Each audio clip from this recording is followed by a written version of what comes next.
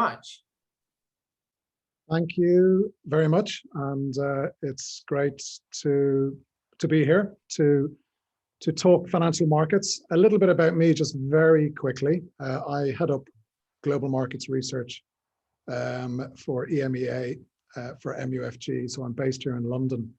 The primary function of the research desk here in London is kind of collating the foreign exchange forecasts, but of course, FX forecasts, rates forecasts, equity markets, it's all kind of determined by the kind of macro stroke financial market conditions. So what I wanted to do today is just kind of run through some of those macro themes that we think are going to dominate and be very important for the financial markets, and of course for the real economy and for companies managing their businesses in terms of coming out of the pandemic and the consequences of that, and what potentially lies ahead. If you can jump to the first slide, Kabir.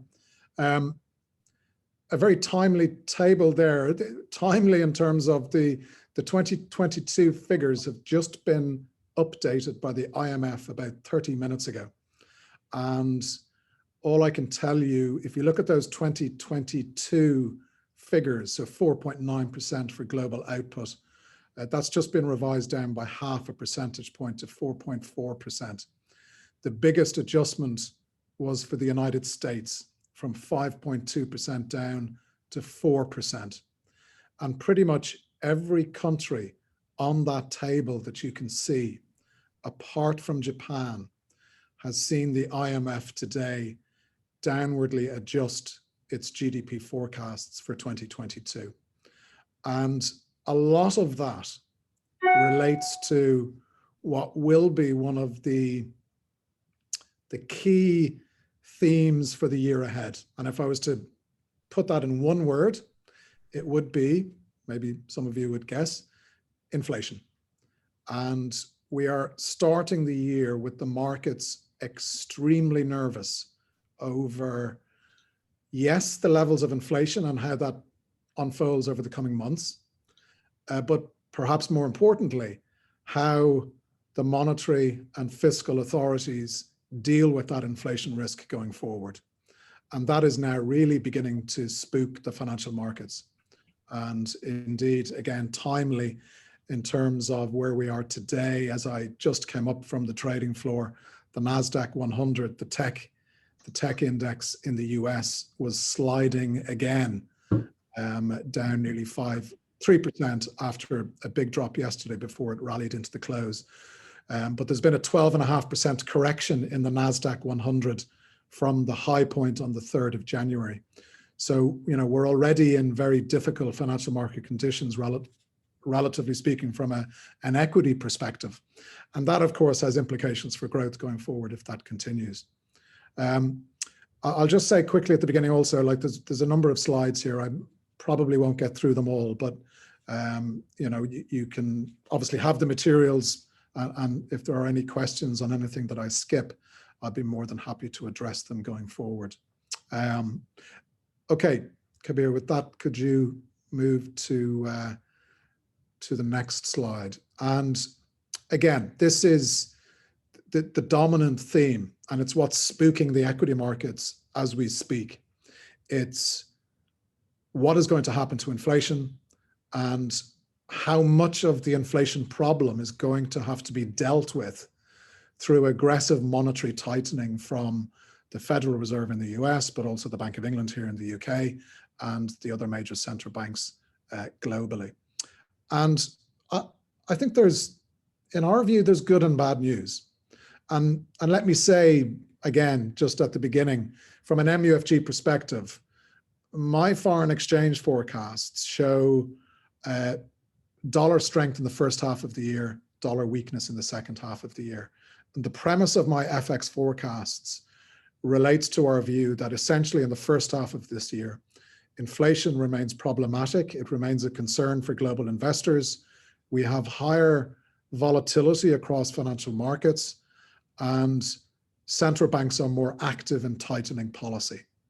So essentially more challenging conditions, and certainly potentially more worrying conditions for companies in the real economy. But going into the second half of the year, we think those concerns will start to recede, and I'll come to that in a moment. And that results in financial market volatility coming down, conditions becoming a bit more favorable for stability, and that helps in terms of central banks easing off in terms of the pace of monetary tightening. This slide just covers inflation in some details across some of the data that we get released. China obviously is very important from a global inflationary perspective, as of course is the United States.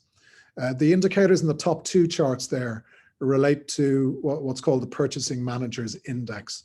It's a questionnaire across companies, manufacturing and services, and they address questions in relation to manufacturing output, confidence, prices, and other variables like supplier delivery times, which is a good indication of supply chain problems. And the evidence in December was quite positive. As you can see in the United States, the price index had its biggest one-month decline since October 2011. In China, the prices index dropped below the 50 level, which is the kind of benchmark for rising prices or falling prices. So, and there were other factors as well in December, even into early January, suggesting the supply constraints problems related to COVID, which were very evident and very much a focus in the financial markets in the second half of last year, were beginning to show evidence of peaking out. The bottom chart is a new indicator just created from the Federal Reserve in the US, and using 27 different indicators related to supply, they've come up with this global index.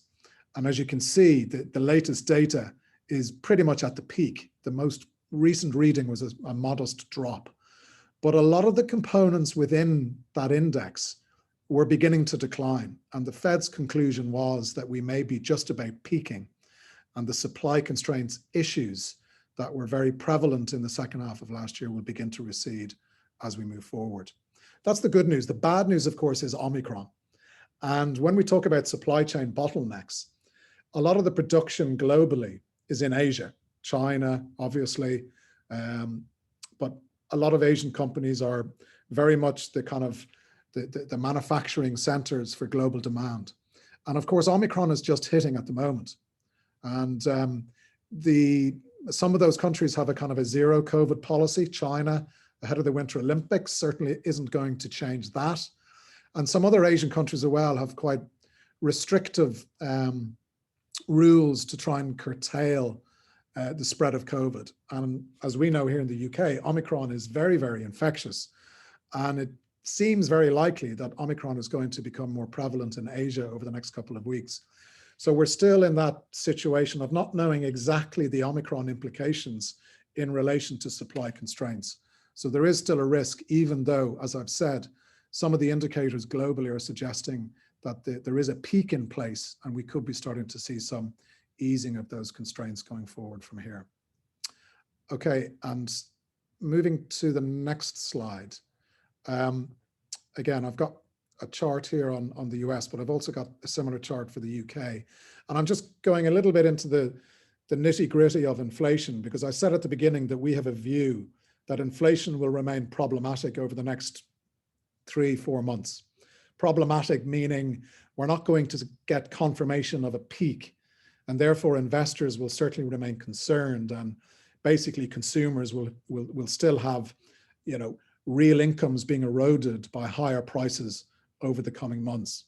And, you know, where we are now, this is the US, the top chart there is the difference in annual core inflation, that's excluding energy. The difference on a 2-year period in the annual inflation rate.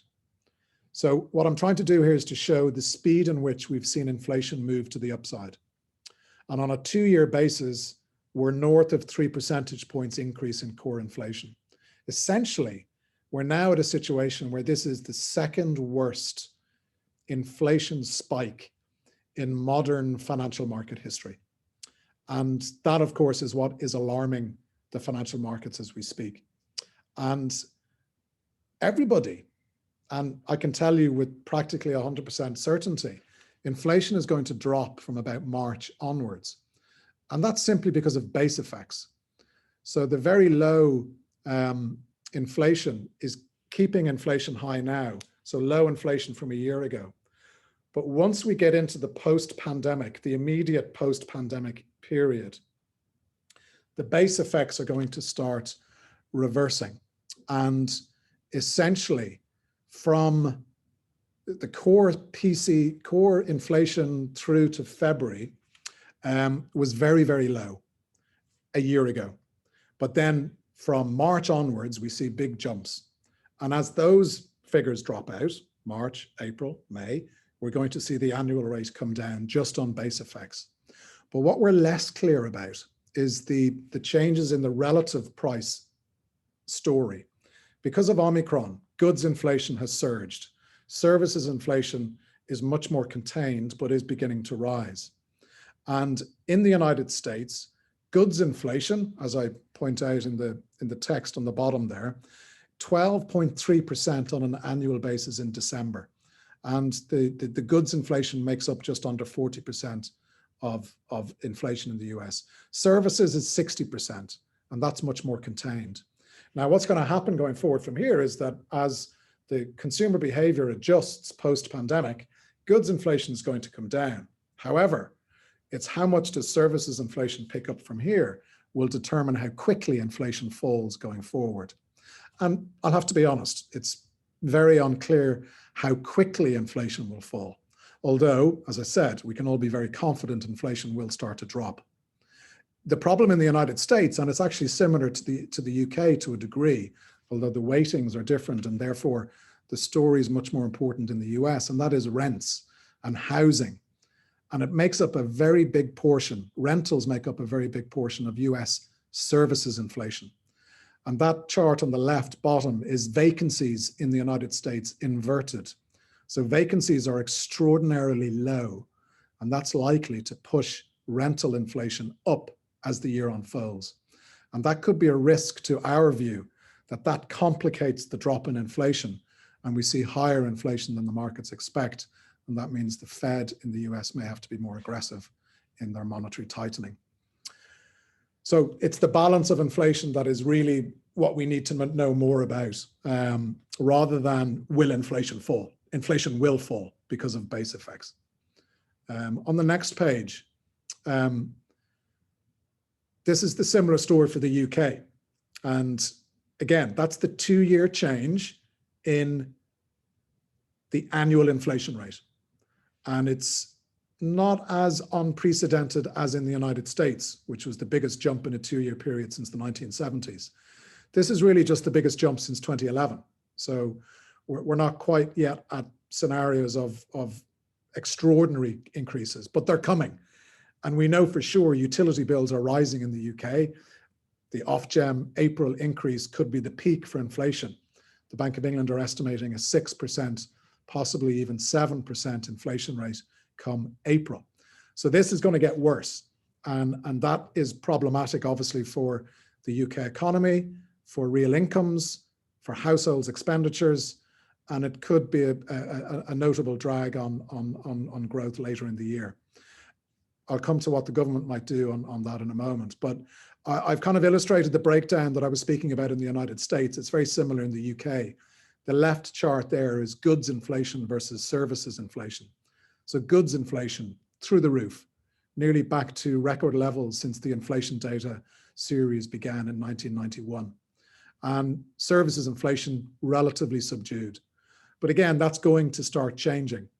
The interesting fact, though, for the UK is that goods inflation, which is problematic but is going to come down, is a much bigger weighting in the overall index than it is in the United States. So in other words, as goods inflation comes down because of base effects and changing consumer behaviors, that's going to have a bigger impact on the overall inflation story. But of course, that could be complicated with the energy story because of utility bills rising. But ultimately, the goods inflation impact will be bigger in terms of when goods prices start to decline later in the year. But again, stripping out some of the pandemic-related distortions to inflation, which I've done on the chart on the right. So energy is the obvious one. New cars is not really an inflation problem here like it is in the United States, but used cars here in the UK up nearly 30%. Accommodation, airfares, big gains. If you strip out those indicators, the inflation figure is left there in the chart. And again, a big jump, but historically well below levels we've had before. But we're still going to see further increases over the short term. And again, that's what the markets are braced for at the moment. And I think it's why markets are nervous and why equity markets in particular are performing poorly as we speak. Okay, the next slide is just a further illustration of the inflation story. The Bank of England is projecting that dotted line in the top chart. So those are the forecasts from the Bank of England. Now, to be honest, they're a little bit dated, but they're the most recent available forecasts that we have. The Bank of England will be updating those forecasts at its next meeting at the beginning of February. And as I said, north of 6% is probably going to be the peak that the Bank of England will project. But you can see that very steady decline down to the 2% inflation target by the end of the projected period. And that's, of course, in the context of the Bank of England having to tighten policy going forward. And of course, we expect, as do most in the market, the Bank of England to raise rates at the meeting on, when is it? The 3rd of February. First, second, third, yeah, 3rd of February. The other reason I want to kind of illustrate or highlight to you in terms of, you know, well, why do you think inflation is coming down? And I've mentioned some of the structure of inflation that points to it coming down. But I think this idea that wage inflation is driving inflation is just not right. And, you know, you may have heard Boris Johnson revel in the idea that Brexit was creating this high wage economy that was one of the reasons for Brexit. But the reality is somewhat different. And the reality is that wages are lagging inflation, and indeed are lagging inflation and being behind inflation. So that when we look at wage growth in real terms, wages are running at negative growth rates. And that's the chart on the bottom right. Now, if you go back to the last inflation spiral that happened globally and here in the UK, it was the 1970s. And in that period of time, if I was to show you a chart of wage growth and inflation, what happened in the 1970s was that essentially wages led inflation. So there was very clear evidence of wage spirals fueling inflation. That is not happening now. And I know there's anecdotal evidence, and maybe some of you on this call have your own pieces of anecdotal evidence showing compensation and employee wages jumping quite considerably. And I don't deny it's happening, but all I can tell you on a macro scale, based on the data available to us by the end of last year, wage growth in real terms is falling and is therefore very unlikely to be a driver of inflation going forward. Now that dynamic might change to some degree, but I still think the labor market structure is somewhat different to the 1970s, and the risks are very different. And I struggle to come up with an economic logic to the COVID pandemic materially, permanently changing the wage bargaining power, which to this point has sat with the employer and not the employee. And I cannot come up with a logical economic reasoning for that to shift permanently to the employee. I think temporarily because of COVID, because of labor market disruptions, absolutely, there's evidence of it. But will it exist in 12 months, 24 months' time? I'm not convinced. Okay, and the next slide. Yeah, I'm not going to dwell too much on this, but I mentioned the off-gem utility bill increases that are coming in April. And the Resolution Foundation have just kind of done some analysis in terms of what that means in terms of hitting consumers from that price hit going forward. And then the government implementing different policies to alleviate some of that negative hit. And I found it quite interesting that, you know, even though, or even if you assume action, and I think there will be action from the government, we're still in for, you know, a fuel stress related hit to households in the UK. And that has implications for consumer spending going forward. And I think it's interesting, just again, in the context of developments today, the budget deficit data from the UK was released earlier.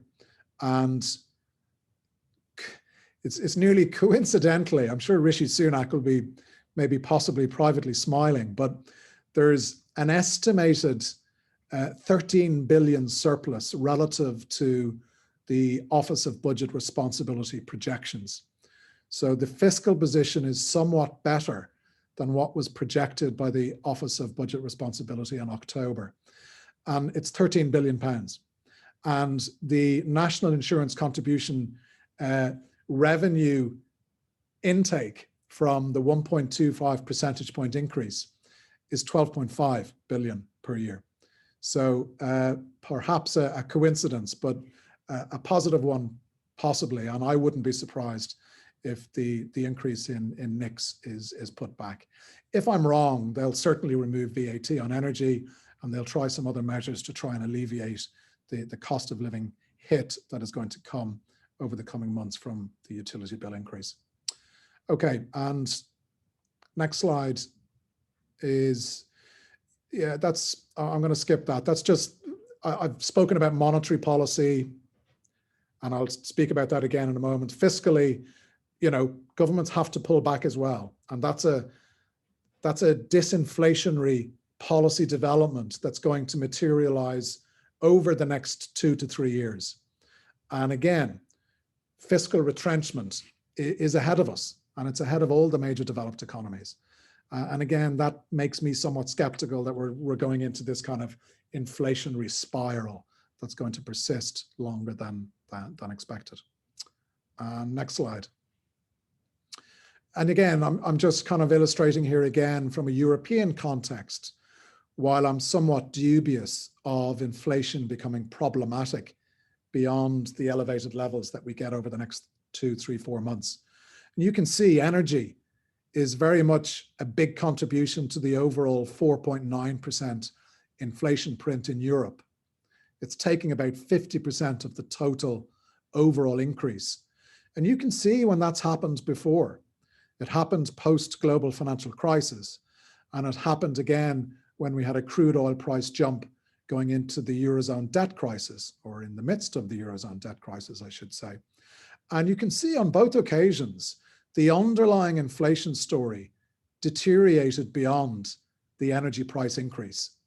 And there is a logic, an economic logic in highlighting that when energy prices jump, and we all have to pay our utility bills, we all have to put petrol in our cars to drive, it's inelastic. And therefore, we have to compensate for that by cutting back on expenditures elsewhere. And therefore, it has a disinflationary impact on prices outside of energy. And the ECB in Frankfurt are strong believers of that relative price story, and are therefore very reluctant to read too much into the current price spike. They're also arguing as well that labor market indicators are not suggesting a wage spiral. And the top chart shows in the red line the negotiated wage rates on an annual basis.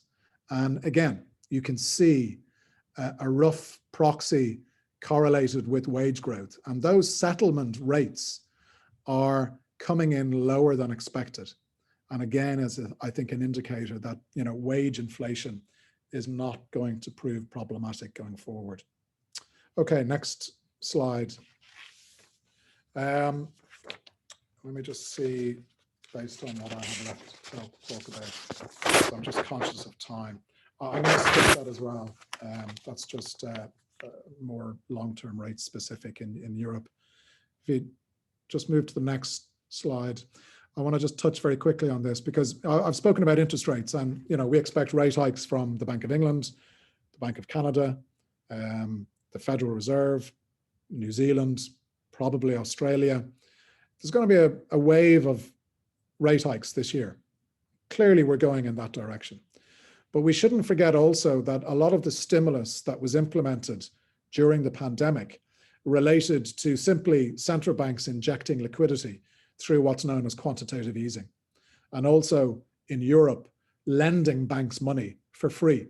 In fact, lending banks money, and if they lent it on, then the ECB gave them money in addition.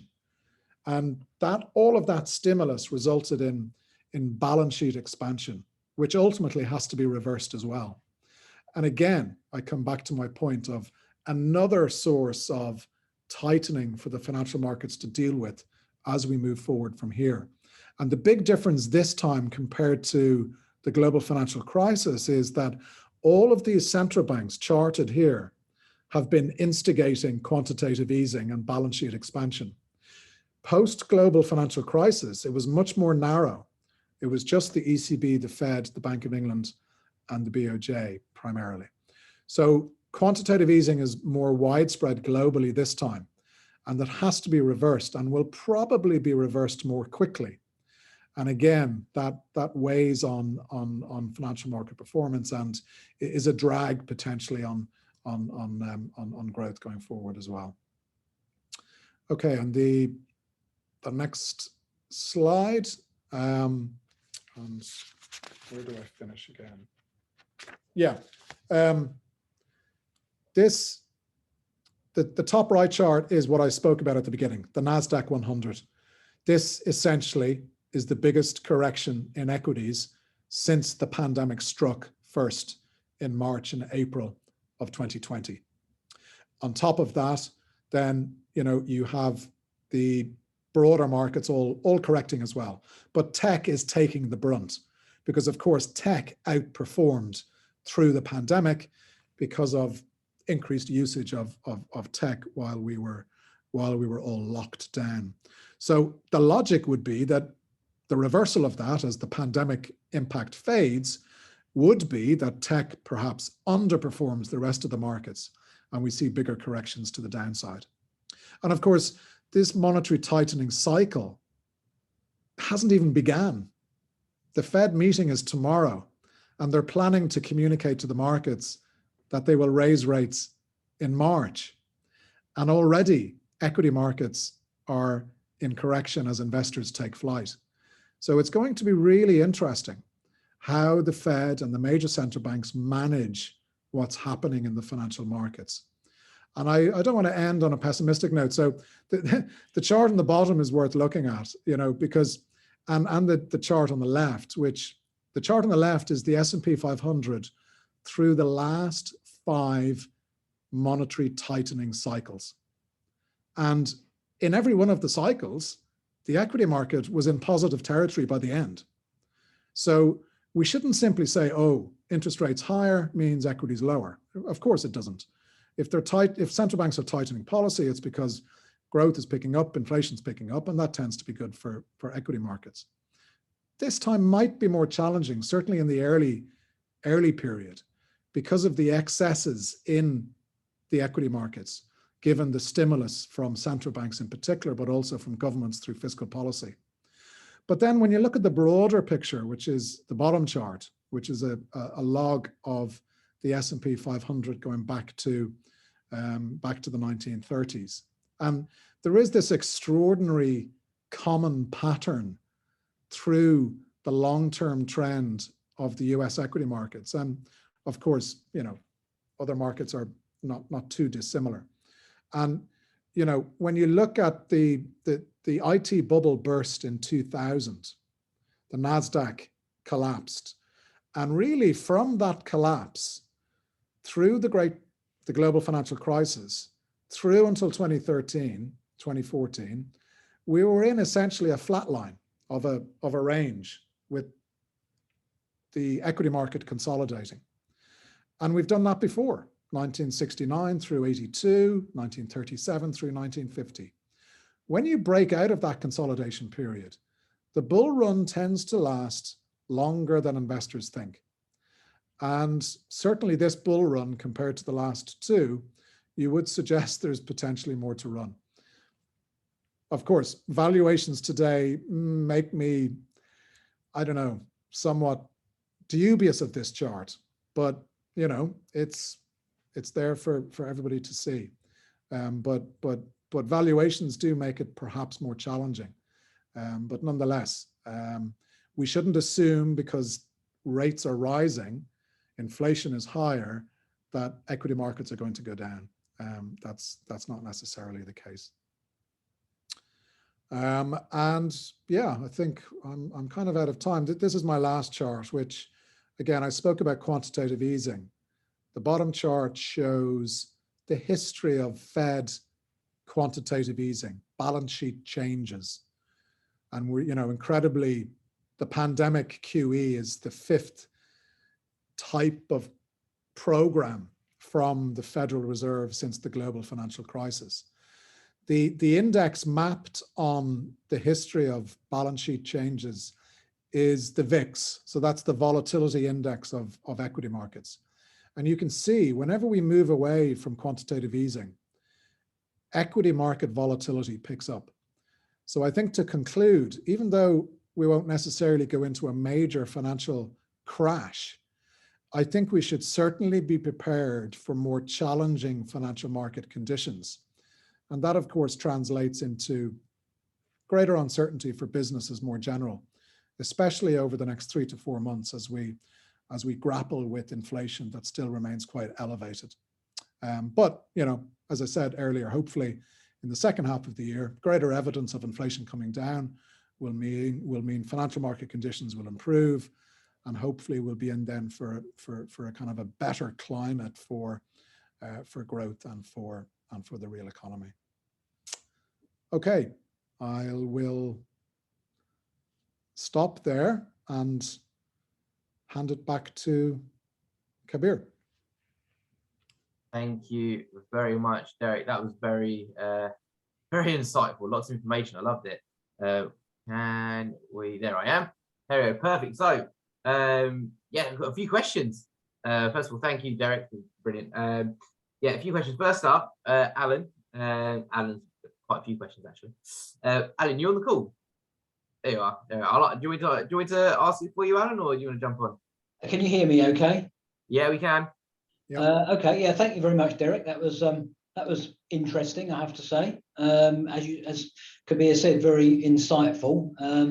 Hold on, let me just get the. Actually, you might as well ask it because my screen's playing up here, Kabir. So yeah.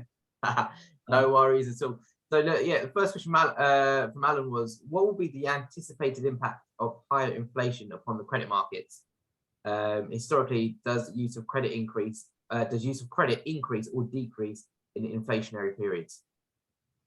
I think in answering that, I think the main risk of disruptions to credit essentially comes from volatility in rates markets, which equates to significant increases in uncertainty over the cost of credit going forward. And I think to answer your question specifically, and again, I've looked back at episodes when investors have become fearful of central banks being behind the curve. And that has resulted in much less favorable conditions and much more challenging conditions for the kind of flow of credit. And it creates elevated levels of uncertainty. And of course, if you have volatility, you have episodes of, you know, fairly notable jumps in the cost of credit that could in itself create elements of uncertainty in the real economy. So what we need is order and clarity. And I think for that to be ensured, central banks need to be seen to be on top of what's happening. And I think that's really, really important. So from the Bank of England's perspective, you know, the next couple of months are going to be tough because they've been relatively cautious, and we're going to see inflation potentially hit levels like 7%. And, you know, how they communicate what's needed, there's a fine balancing act with that kind of resulting in unwarranted levels of volatility and unfavorable financial market conditions. So crucially, it's about, you know, being ahead of the curve. So Derek, if as you said, in this instance, inflation is essentially leading wages rather than back in the 70s the other way around, which presumably is a result of the unions not having as much power as they did, wouldn't that suggest that as prices go up and people's pay packets don't necessarily rise to the same level, they're going to need more access to credit, which means there could be an increase in consumer credit exposure? Yes, I think, again, it's about the backdrop being relatively favorable, because of course, I think in terms of the appetite for credit, you need to have broadly favorable economic and financial market conditions. But I certainly think there is going to be, you know, we've all read about this cost of living crisis, and, you know, I think everybody's braced for that materializing.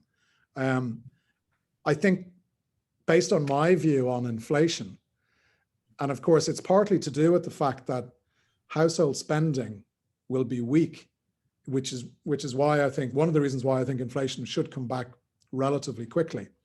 But I think there will be a period where it's very onerous on households and on potentially on companies. So there is that window potentially where there is an increased demand for credit.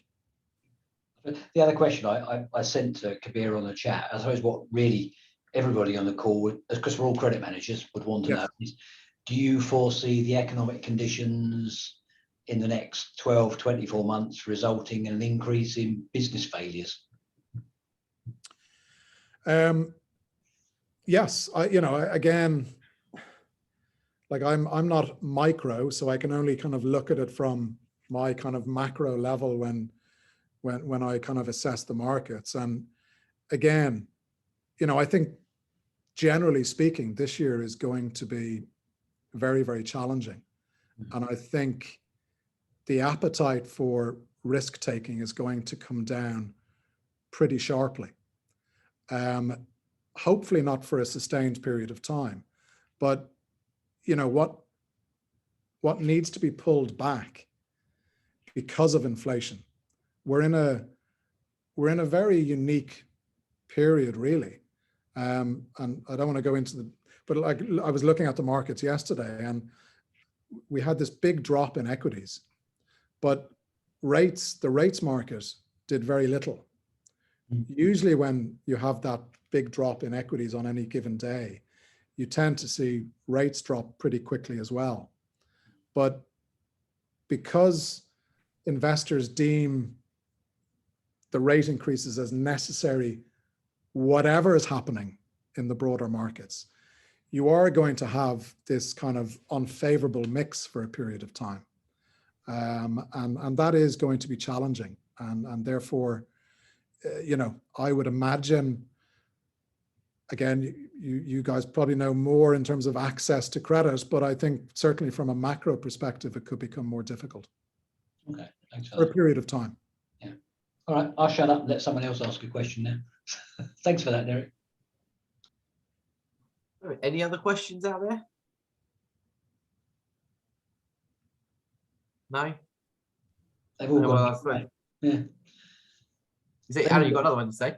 Well, I was going to say, interesting thing is, presumably, Derek, all bets are off in terms of what happens in Ukraine and Russia, because you know, a lot of the market adjustment last night was the New York markets plummeted because of what's happening on the Ukraine-Russia border, but presumably that could put a spanner in the works to everything. Yeah, absolutely. Like I've had a couple of meetings today with traders where we talk you know, what lies ahead, what are the risks we need to look out for.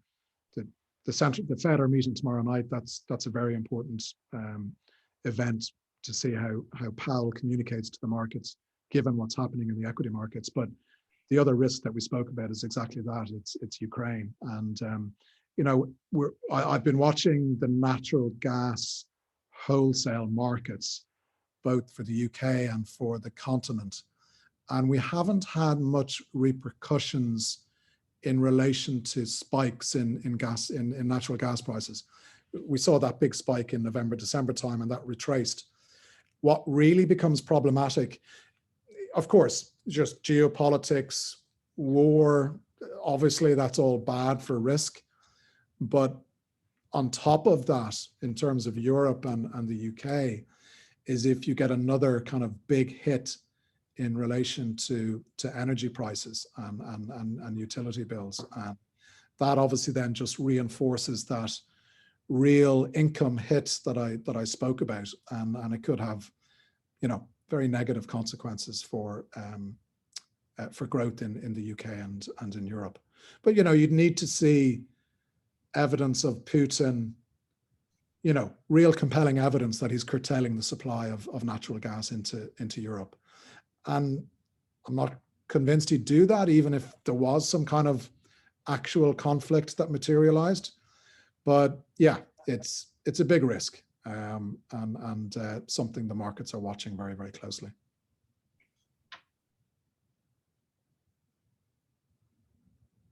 Charles, you?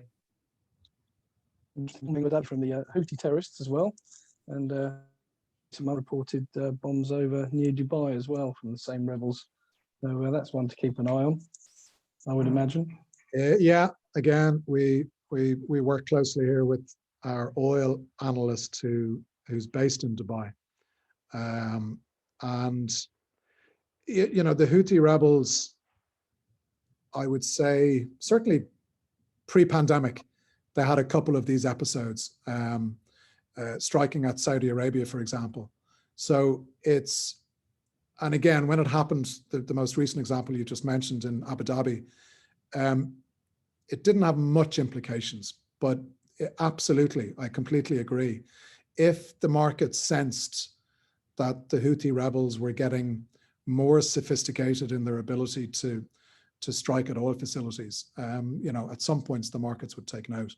And you know, just to imagine crude oil prices maybe jumping through $100 on top of everything we've just spoken about and the inflation risks that are with us for the next 3, 4, 5 months, yeah, that certainly wouldn't be good news.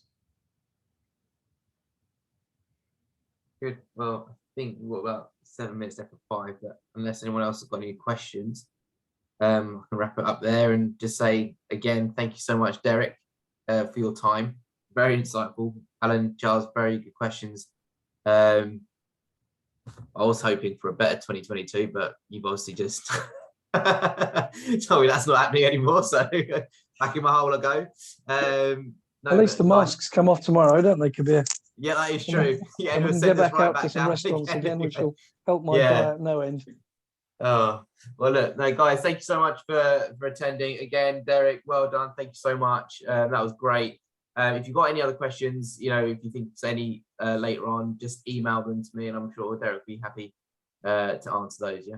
Yeah, absolutely, Kabir. More than happy to address any other questions. And it was great to speak to you all. And I hope you got something from it. And yeah, thank you. Thank you very much, Jake. Thanks, guys. Take care. Thank you. Bye-bye. Thank you. Bye. Bye. Thank you very much.